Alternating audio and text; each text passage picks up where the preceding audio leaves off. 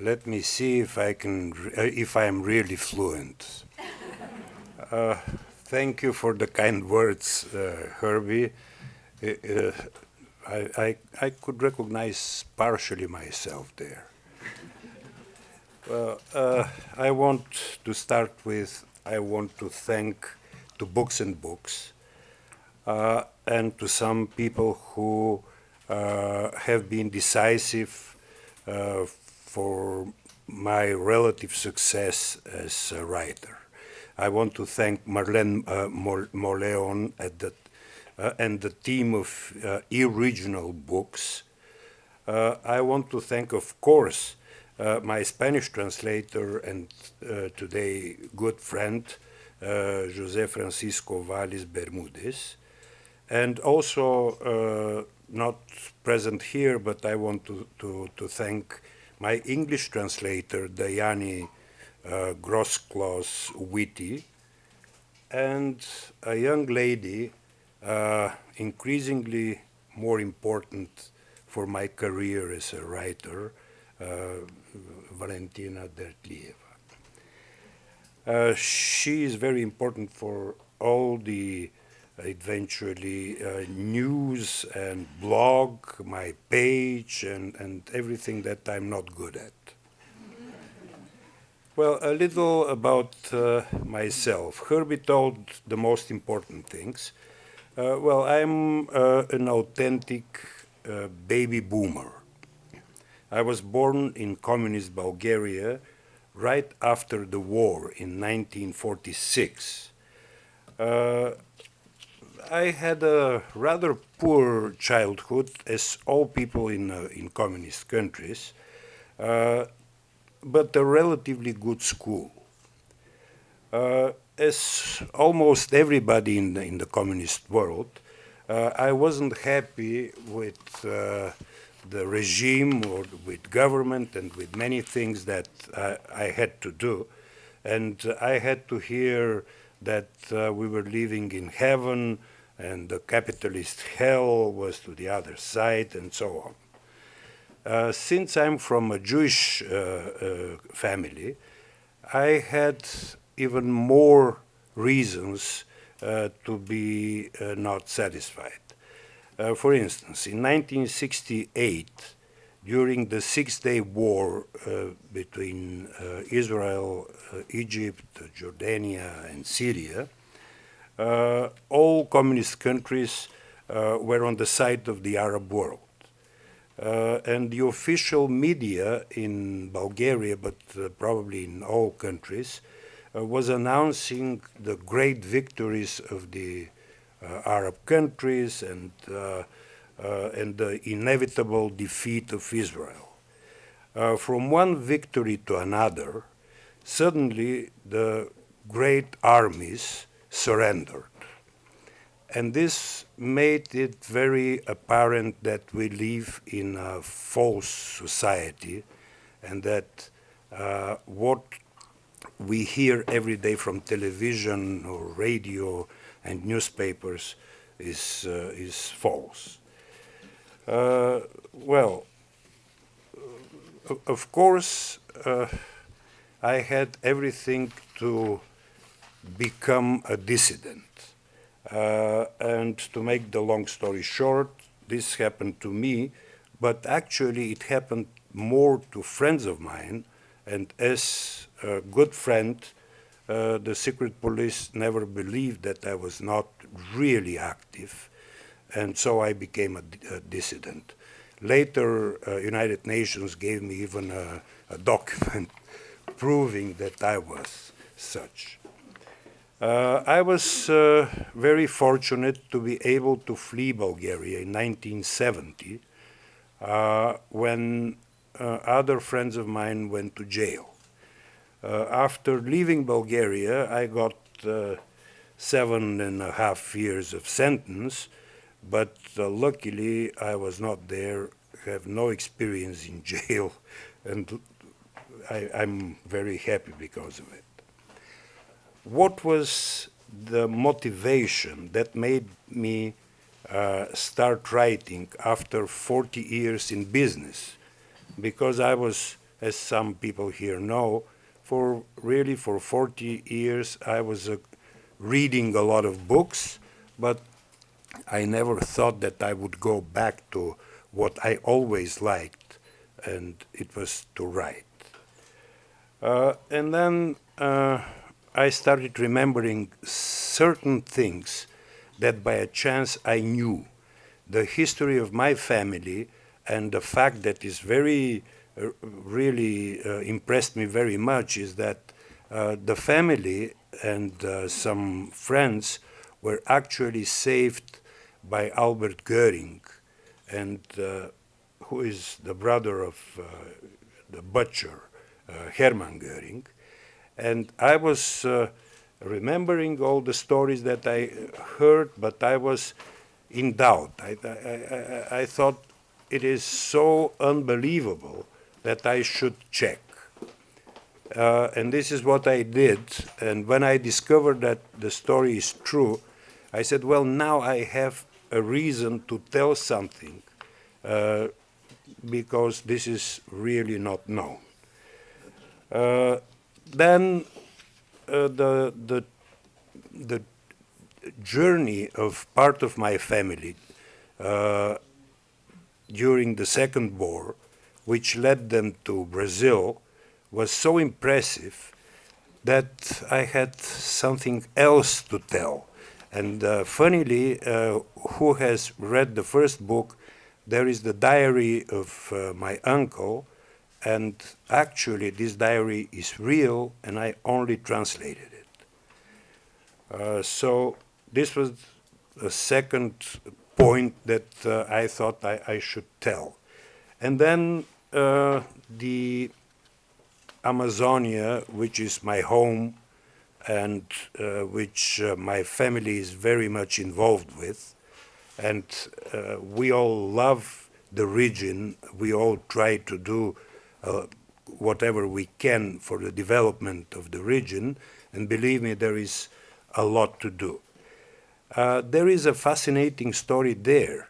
The occupation of Amazonia was so unbelievable. People coming from all over Europe, from the northern Africa, from Morocco, many, and many of Jewish families who came even before the rubber, right after Napoleon in 1820. The Jews started going in some quantity to the Amazonia. And the story is very interesting because after rubber appeared, some people there made a lot of money. It was like after that the big businesses in oil or in technology today. So there were many rich people around in the region, and this always attracts people from all origins, and especially from Jewish origin. So boys were leaving Europe or Northern Africa right after Bar Mitzvah, and they were emigrating to northern Brazil. And they were arriving in the city of Belém, and what a surprise, coming from Sahara, from the desert, they were seeing there the biggest river in the world. From dunes of Sahara to the Amazon forest, which was another contrast. And then from the Arab society that was very, very conservative to a society that was quite different, and plenty of Indian girls. The result of it is, some people here I know it, but is that today there are around 400,000 Jewish descendants that are no longer, many of them no longer Jewish, but they have some Jewish habits, like putting stones on the graves, or then lighting a candle Friday night, They don't know why, but they do it because it's a family tradition.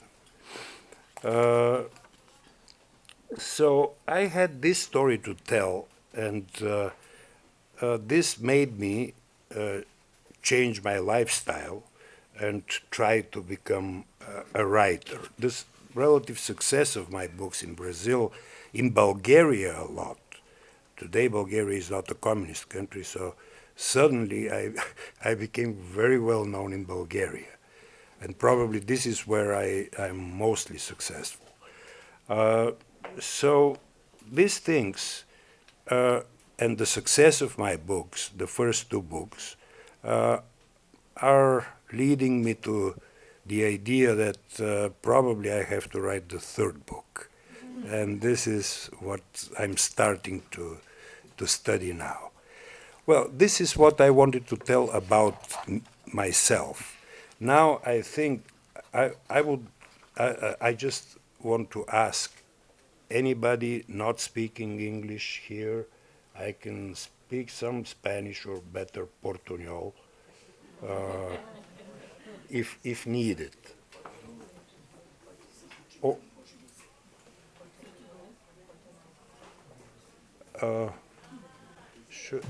What do you think, Frank? Should I try to I don't want to repeat everything because it's long, but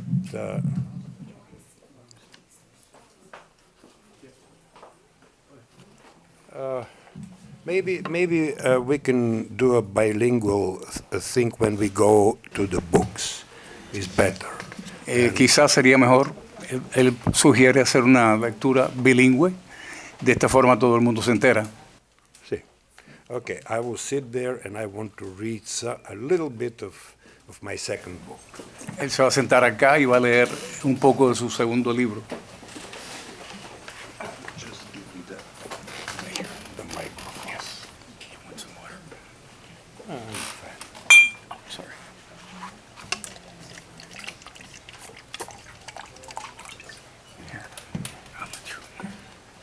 Well, the second book, the name is Daughter of the Rivers, is quite more Brazilian. There is not much story in Bulgaria or in Europe. El segundo libro es más bien brasileño, no se habla mucho de la historia de Europa.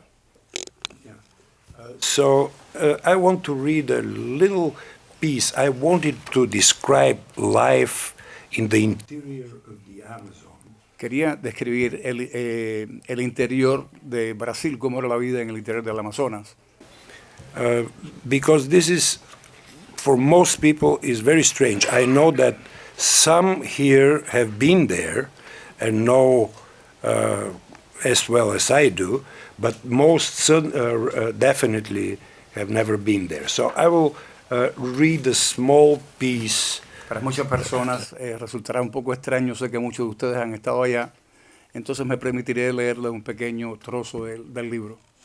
Yeah, it's a different life. It's in the wilderness, and where many things happen today, as they happens in my book 20 years ago. La vida en la selva es muy distinta y tal y como yo lo describo en mi libro, algo que ocurrió hace 20 años sucede también hoy día.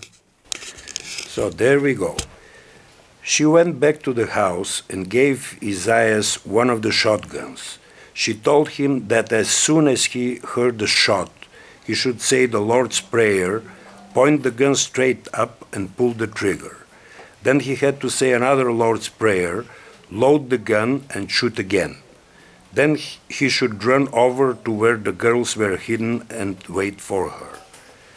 And if something happens and you take too long, he asked. Maria could tell he was petrified. It was asking a lot of a mere 6-year-old, even if he was a denizen of the forest. Luckily, Adriano had already started teaching him to hunt and handle a gun. Nothing is going to happen. I will be back, she reassured him, and Isaiah could tell his mother had made up her mind. He asked no more questions. With the other shotgun in her hand, Maria headed back toward the main house, looking for the intruder's cart. It was dark, and all indications were that both men were still sleeping. The cart was standing by the side of the house, but their donkey was tied up a little further ahead near a waterhole. Maria waited patiently until daybreak. Then she went over to the animal, which gave a nervous snort. She patted his head gently, took the gun, and shot him right where she had patted him. The donkey collapsed, and she ran full speed to take hiding in a protected spot behind the trees, where she still had a good view. It wasn't long before the younger fellow dashed out in that direction, gun in hand. At that moment, another shot rang out further away, and the man stopped short in fright. Then he hurried even faster toward the car. Maria thought about nothing but the lessons she had learned from Adriano. She aimed as carefully as she had been taught, and with a firm hand squeezed the trigger. She heard the gun's explosion, felt it kick against her shoulder, and watched the man drop to the ground. I think I'm not going to read more because otherwise nobody's going to buy the book. No voy a leer más, no voy a leer más porque si no nadie va a comprar el libro. Yes, but this is a story of a very lonesome life in the jungle. Esta es la historia de una vida muy solitaria en la jungla. With all the dangers that appear. It's one part of the book. Con todos los peligros que aparecen. Esta es una parte del libro. The other, which I think is interesting, is the gold digging process in the Amazon. Lo otro que yo pienso que es interesante es el proceso de la búsqueda de oro en el Amazonas. It is a little different than in other places. Is in the river bed that gold is, in River Madeira. Se diferencia de la búsqueda de oro en otras partes porque está en el lecho de los ríos, del río Madeira. And for many years this was a very important source of wealth. Durante muchos años esto fue una fuente muy importante de riquezas. I had been there in the 1980s. En la década de los años 80, 1980 estuve allí. But not as a gold digger. Pero no buscando oro. Thanks God. Gracias a Dios. Well, I actually sold quite many outboard motors. En realidad lo que vendí fue muchos motores de popa. And I saw a very strange reality. You had there the worst, but you had also some of the best. Y allí me encontré con una realidad muy, muy distinta. Cosas muy malas, pero también cosas mejores, de las mejores. And friendships that were remarkable. I met one guy who impressed me very much. He had a private library. Amistades que me impresionaron mucho. Conocí a un señor in the middle of nothing. Que tenía una biblioteca privada en el medio de la nada. And he was giving books to the other gold diggers y le daba libros a los otros buscadores de oro. And all the some very impressive friendships where one sacrifices a lot to help the other. Y amistades muy impresionantes donde uno se sacrifica mucho por ayudar al otro. But from the other hand, you could see also all kind of crimes and. Pero por otra parte había todo tipo de crímenes. And crimes against crimes against the nature. Crímenes contra la naturaleza. Because many of those gold diggers were using mercurium. Sí. Porque muchos de esos buscadores de oro utilizaban mercurio.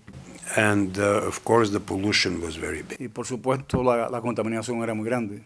So I had this. I had also the story of my wife's family. También tenía la historia de la familia de mi esposa. And they spent years in the rubber plantation. Ellos se pasaron años en las plantaciones de caucho.